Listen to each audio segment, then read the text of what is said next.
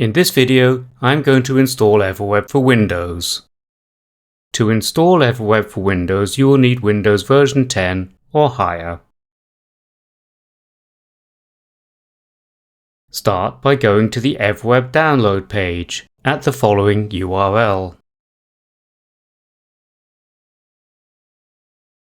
Click on the Download Now for Windows button to download EverWeb for Windows onto your computer. When downloading, Windows may ask you to trust the download before you can open it.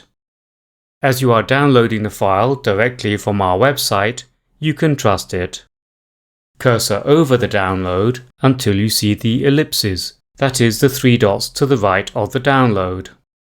From the menu, choose the Keep option. Next, choose Show More and choose the option Keep Anyway. If you prefer, you can choose Report this app as safe.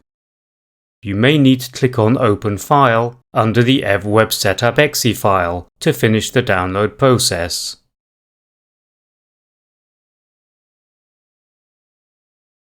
The downloaded file is called EverWebSetup.exe. In this example, I have placed it on my desktop. Locate the EverWebSetup.exe file on your computer. Then double-click on it to start the installation wizard. First, select the language that you want EverWeb to be displayed in. You have 9 languages to choose from: English, German, Spanish, French, Italian, Dutch, Portuguese, Brazilian Portuguese, and Simple Chinese.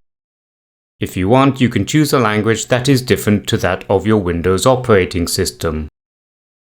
Once you have chosen the language that you want, click OK. Read and agree the license agreement, then click on Next. On the next screen, you will be asked if you want to install a desktop shortcut for EverWeb. This is the default option, so uncheck the box if you do not want this. Click on Next to continue.